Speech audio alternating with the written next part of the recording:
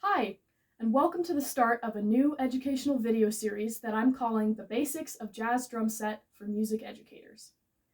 In this series, we're going to cover everything from setup and tuning to important grooves to know, how to decipher sheet music, and for you band directors out there, how to communicate what you need to a young drummer who might not know much at all yet. If this sounds like something that you need, then awesome. I'm so glad I can help you out.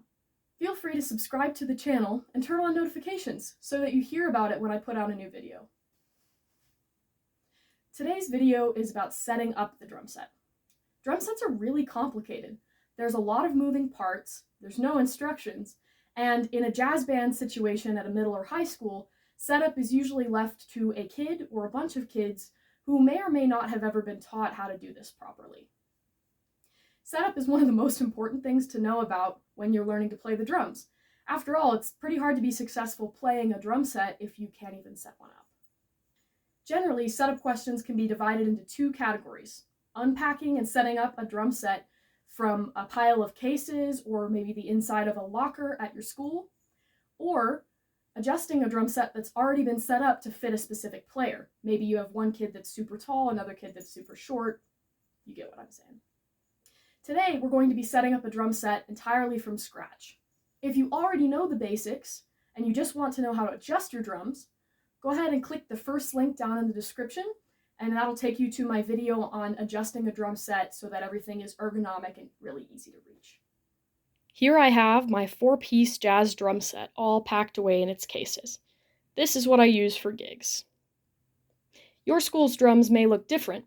Not everyone has cases, sometimes there are more or less drums and cymbals, and the way things attach are not always the same. But the concept of setup is pretty much the same. The first thing I usually set up if I'm on carpet and not using a drum rug is my drum throne.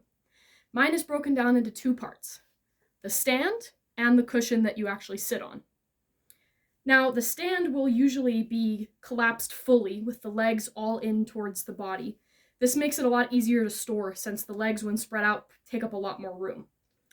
So the first thing we want to do is attach the stand to the cushion. I like to do this upside down since it's easier to see, and the top of the stand portion tends to be greasy.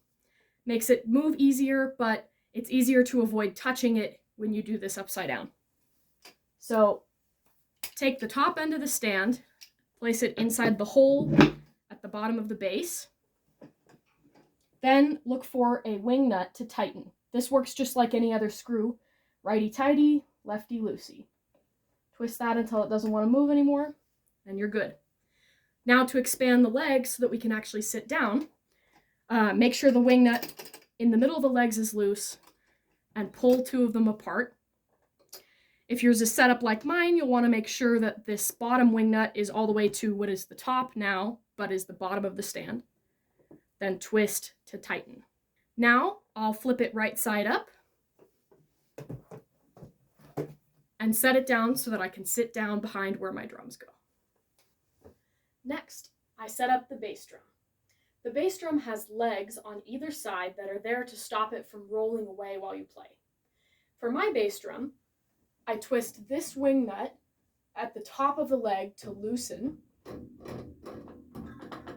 Then I position the leg so that it will hold the drum slightly off the ground.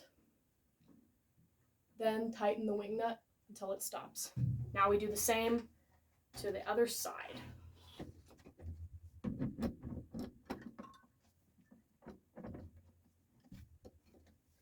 Now to attach the bass drum pedal. To do this, we need to attach the claw clip part of the bass drum pedal to the rim of the bass drum on the batter head side. Now, if you don't know which head is the batter head, here are a few tips. Some drums will have a patch on the head where the beater from the bass drum pedal is meant to strike the head. Mine doesn't, but it's fairly common, especially on drum sets that kids play, as it helps extend the life of the head. Another thing you can look for is on the top of your drum, if you have a bass drum tom mount, the wing nut on that will be oriented towards the player when the player is seated at the drum set. Since the batter head is the head we strike with the bass drum pedal, that will be the same side we want to put the pedal on. One final tip is that if your legs are mounted to your bass drum, they are usually mounted closer to the audience facing side of the bass drum, where we'll have the resonant head. This is the head we don't hit with the pedal.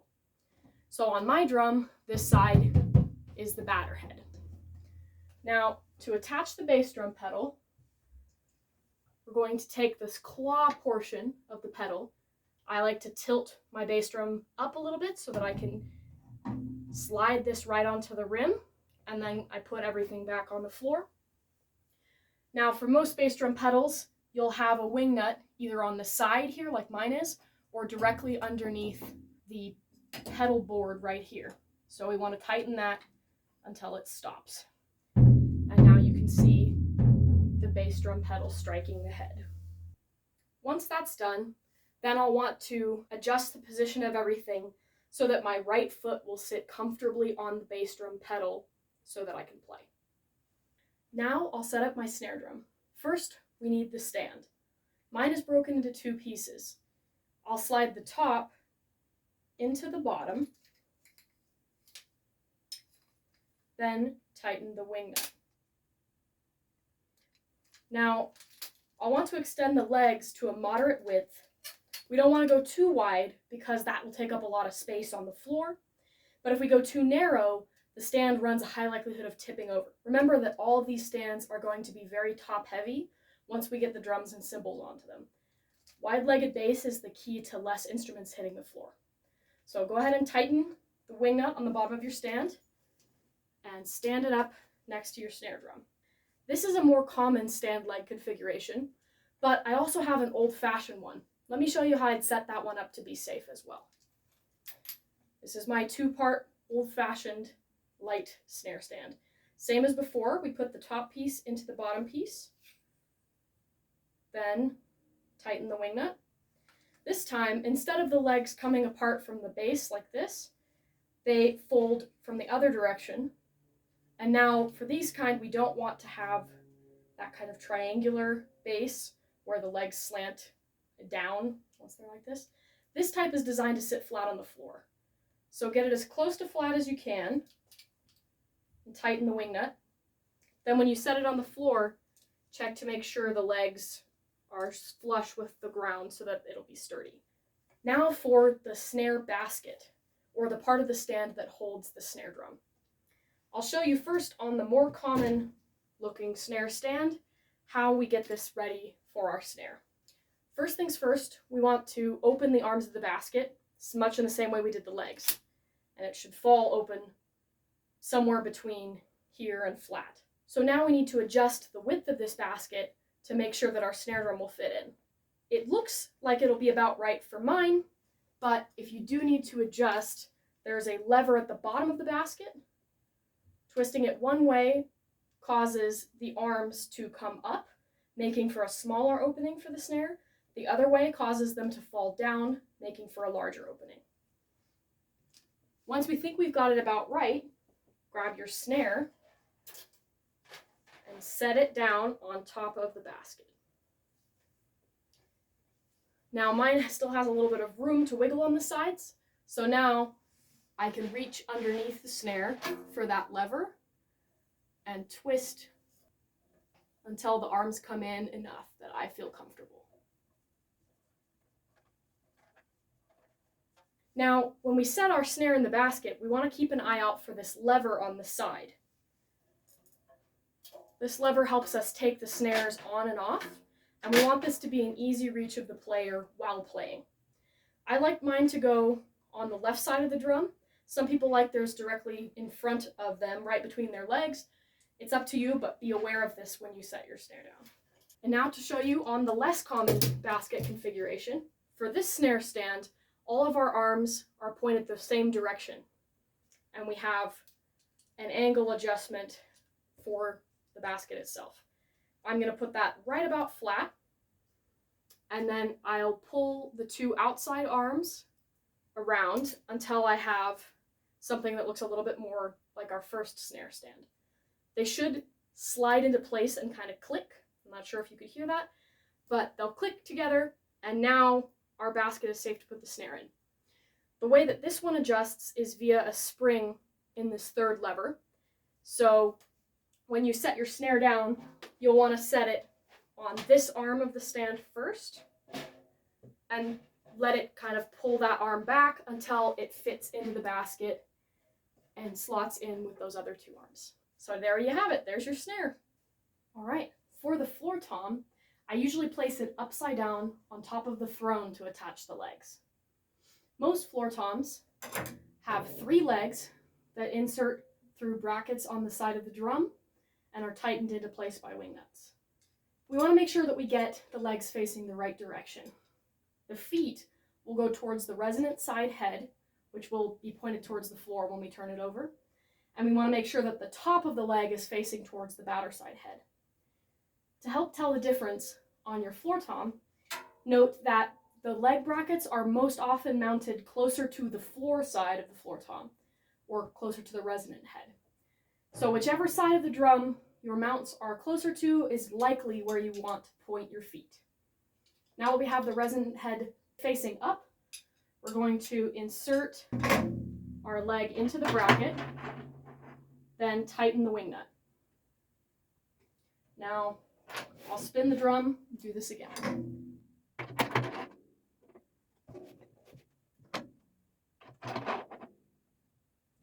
Once all 3 legs are attached, we just flip the floor tom over and place it on the floor. And now we move to our rack tom. On many drum sets, there is a tom mount on top of the bass drum. The way we attach our tom to that mount is with a tom arm. Now, on my drum kit, this is meant to accommodate 1 rack tom. So I'm going to take the bottom of my tom arm, slide it into the hole on top of the mount, lower it to about where I think it's going to need to be, and then I'll tighten the wing nut on the front of the mount. Now we take our tom. This tom has a floating mount on the side where I have a sleeve that's meant to accommodate the top of this tom arm and another wing nut. So carefully, making sure my batter side head is up, I'm going to slide the tom onto the arm, rotate it around to face me. When I think it's in about the right position, then I will lean over and tighten this wing nut. If your drum set does not have a tom mount on top of the bass drum, 2 other common configurations are to use a second snare stand next to the bass drum on the left side to hold the rack tom, or some tom mounts attached to a cymbal stand underneath the top of the cymbal, and the tom is hung from that. For these setups, use what you have learned about setting up a snare stand, or skip forward in this video to the portion on cymbal stands, then jump back and learn how to attach your tom to the mount from there. All right, next up is our hi-hat. This always seems to be the trickiest bit of setup for drummers, band directors, and pretty much everyone. Much like all of our other stands, there's a lot of different ways that they can be set up. I always break mine into 2 pieces, so let's start with the bottom of the stand. First, we want to make sure that the foot pedal is properly attached to the body of the stand. When fully broken down, most hi-hat foot pedals are attached only by the chain that helps it to move up and down. But in order to get the foot plate to be stationary and not able to wiggle around like this, on mine we're going to pinch together these small bits of wire at the bottom and then insert the ends into 2 holes at the base of the stand. Now our footboard is attached more securely, and while the function of the pedal is still intact, the rest of it won't wiggle around on us. Now we want to widen the base of the stand, much like we did for the snare drum, so that the stand will stand up on its own and be less likely to fall over. For that, we make sure the wing nuts at the top are loose and pull the legs apart from the bottom. Then we tighten this top wing nut. This is best done sitting on the floor so that you can make sure the bottom of the stand and the legs are flush with the ground all together. Now that we've got the bottom of the hi-hat stand set up, let's talk about the top. The top of the hi-hat stand consists of 2 parts: the outer sleeve and the hi-hat rod, which is going to attach to the foot pedal, and that's how we move our cymbals up and down. So the first thing we want to do is attach the rod. One end of this will have screw threads, the other end will not. The end that has screw threads will go inside of this main tube to the smaller receptacle on the inside. This screws in, same as all your wing nuts, lefty-loosey, righty-tighty, until it stops. Now, if I press down on the foot pedal, you see the rod will move up and down. This is how we're going to get that left foot hi-hat sound that we want so much whenever we're playing swing music. Now for the other part of the hi-hat stand. We're going to take this outer sleeve, make sure that the flat part on top that will have plastic and felt is facing up, thread it down over the hi-hat rod and into the base of the stand. Now I'm going to guess about how high I want my hi-hats. I'm going to guess about there, and then turn my wing nut to tighten. We usually want this to be about 6 inches above our snare drum so that we make sure that there's room for the player's left and right hands, as the hi-hat is normally played with arms crossed when you're talking about a right-handed player. Now that our hi-hat stand is fully set up, it's time to attach the cymbals.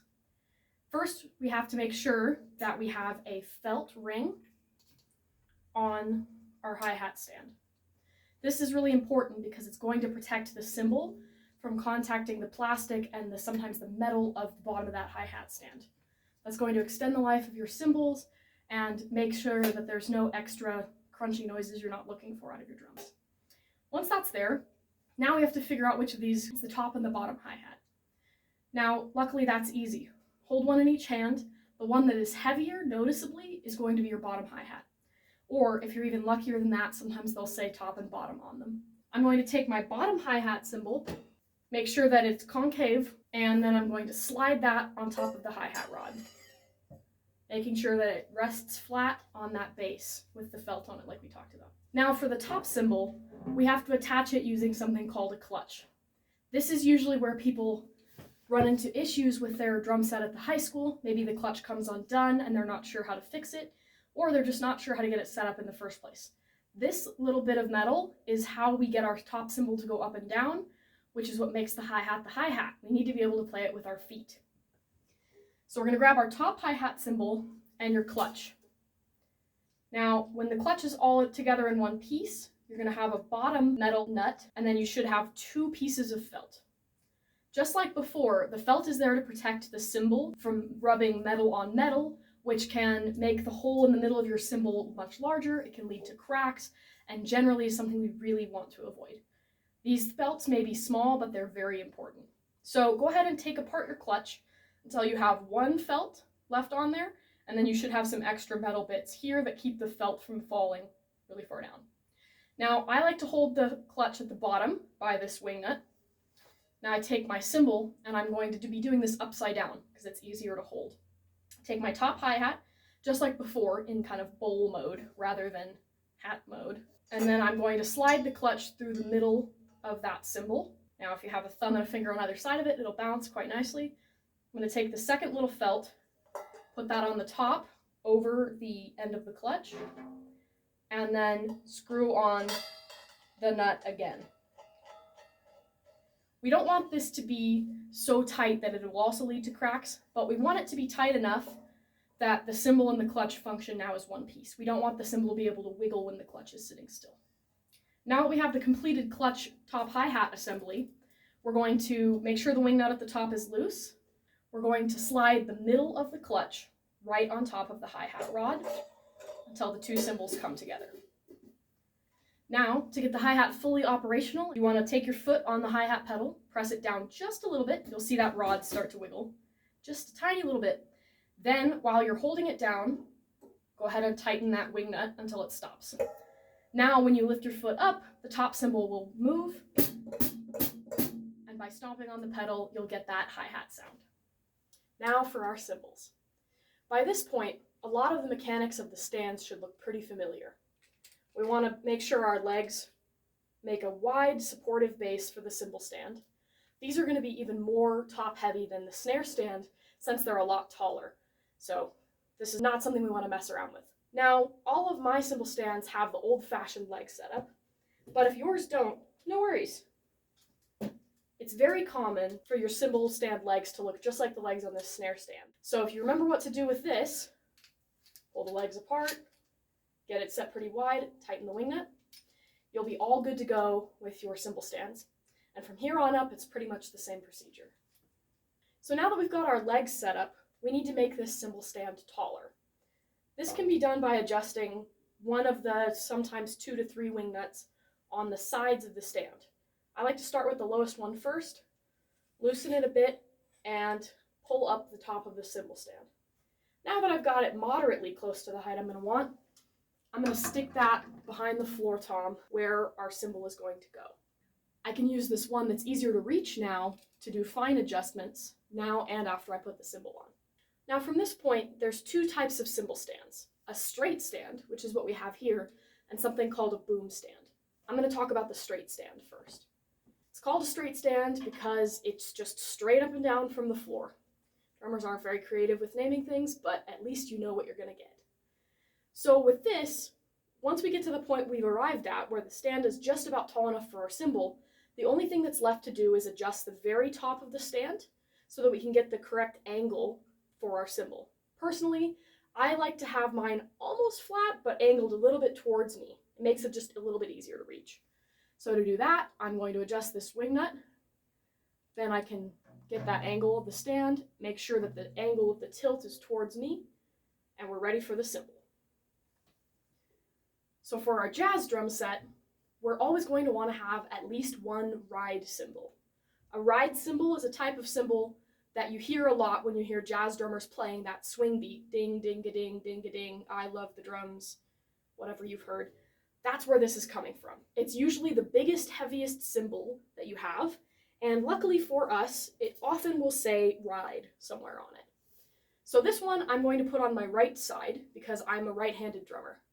Most people play the ride cymbal with their right hand unless they play the drum set completely flipped 180 degrees. So odds are pretty good your drummers are going to want it on the right-hand side as well. Now to put the cymbal on the cymbal stand, we're going to remove this wing nut from the top of the stand. And again, just like the hi-hat, we should have 2 felts here. One to go on top of the cymbal and one to go underneath the cymbal. Underneath that, we should have a plastic sleeve. These components are really important for the longevity of your cymbals. Cymbals are by far the most important and expensive part of a jazz drummer's drum set, and without felts and sleeves, over time, the hole in the center of the cymbal can become much wider than you want, and cracks can form, leading to needing to drop a solid amount of money on a new cymbal.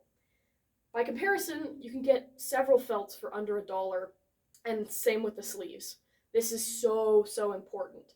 And you want to keep an eye on these because it's easy for them to fall off of the stands. This is something you're going to have to remind your students about all the time. Always make sure there's felts, always make sure that there are sleeves, because if there aren't, cruising for a bruising. So to make sure this is set up correctly, we have our sleeve down at the bottom. We set one felt down on the sleeve. Now we take our cymbal, bell side up, the side with all the writing and all the things, if it's got writing on it. We're going to set that gently right over the top of that felt, then attach the other felt, and finally replace the wing nut. Your stands might not have wing nuts on the top, and that's also okay. We just want to make sure our students know not to move the stand around with a cymbal on it unless there is a wing nut. And even with the wing nut, you want to be really careful because this weighs far more than the stand underneath it. So there we go. So that's a straight stand. Now, the other type of cymbal stand I mentioned is called a boom stand. And what makes a boom stand different is it has one extra piece that allows us to shift the center of the cymbal away from the center of the stand. We call this a boom arm. This is our boom arm. Mine is really short, but they can be quite long. The point of this is to help with crowding when you have lots of different drums and cymbals as part of your drum set. We don't want anything to whack into other things. So sometimes it's effective to be able to set the angle of the cymbal off from the side of the stand. So the most important thing to know about this type of stand is that we always want to stick the boom arm out over a leg of the cymbal stand. So if if this is where our leg is, we want the cymbal arm to go out the same direction, not in between the legs. Now, the reason for this is just about gravity and physics and balance. Because if you, say, were to put your boom arm out and it wasn't over a leg, you've now created a very unstable situation with your stand. Or as I like to tell kids in middle school, if you don't boom over a leg, cymbal, go boom. Yes, that will happen. Yes, it will be when the ride cymbal is on top of the stand, and it's not good. Feel free to do that demonstration in front of your kids. Don't do it with a cymbal on the stand. Knock that thing right on the ground so they can see how easy it is. Now, in comparison, if I shift this so that it's boomed over a leg, I can smack this thing much harder. And although it does wiggle, it's not going anywhere. So these boom stands have two wing nuts where the boom arm attaches. One is to hold the boom arm in its orientation and to adjust how much boom is sticking out on either side. The other wing nut controls the angle. You'll want to loosen both of these once you've got your leg right about where your boom arm needs to go. You'll want to loosen both of these while holding on to the cymbal end of the boom stand and mess around with it until you think you have it right about where you need. Then go ahead and tighten both arms and let go of the top. From here on out, it's pretty much just like a straight stand. We need to adjust the angle of that final little piece.